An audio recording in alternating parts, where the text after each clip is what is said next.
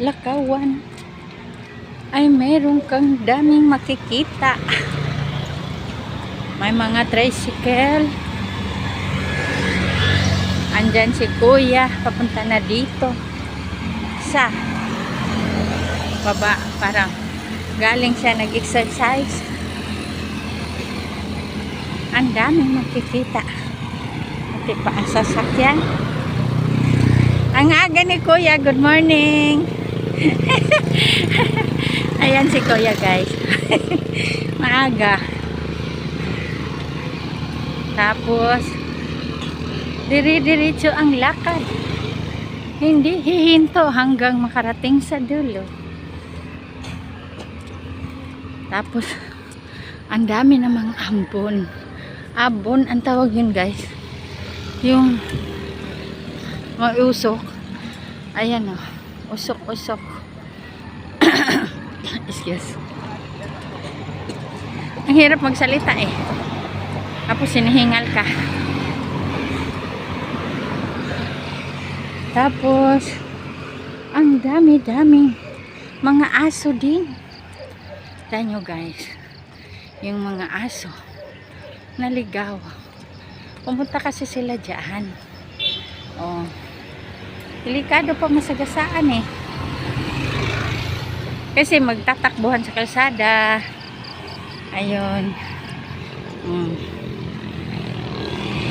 Tapos may sasakyan dumadaan. Doon kasi sila titira, guys. O sa may guard house ba?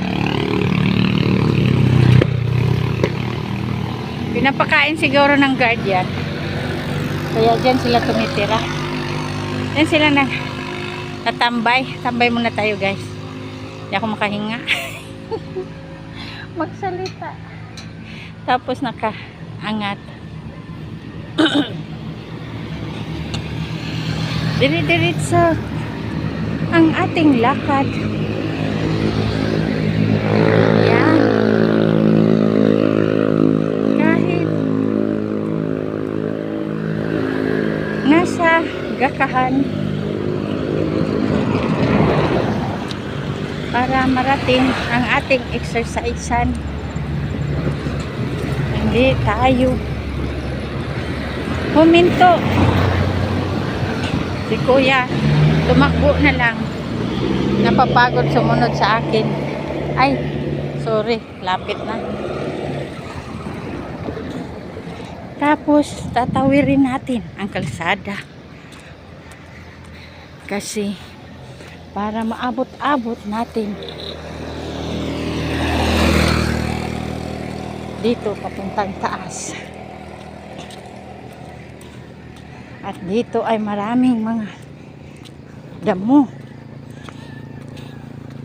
At saka nagagamit ito ng mga kambinyo. May wire pa o naputol. May isang wire na naputol. Dito. Dapat dito tayo dumadaan. Papunta ng akyatan.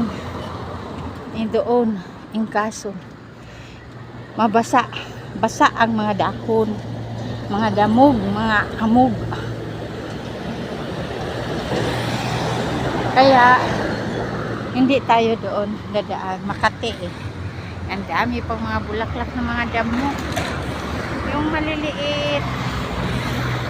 Ayan. Yung mga maliliit. Mga damo yan. Kahit sila ay mga damo, huwag natin baliwain. Dahil pag pinapatay mo sila, uulit din sila tutubo ng tutubo. Kasi damo lang sila. No? Ganun yung, guys. Naupaw na naman ang germelina. Anong pinagagawa nila? Bakit nila pinuputol? Anong nakaraang yung bagyo yan? Kasi nabali nga talaga. Hindi siya pinutol. Kung hindi nabali, hindi, pinutol siya talaga.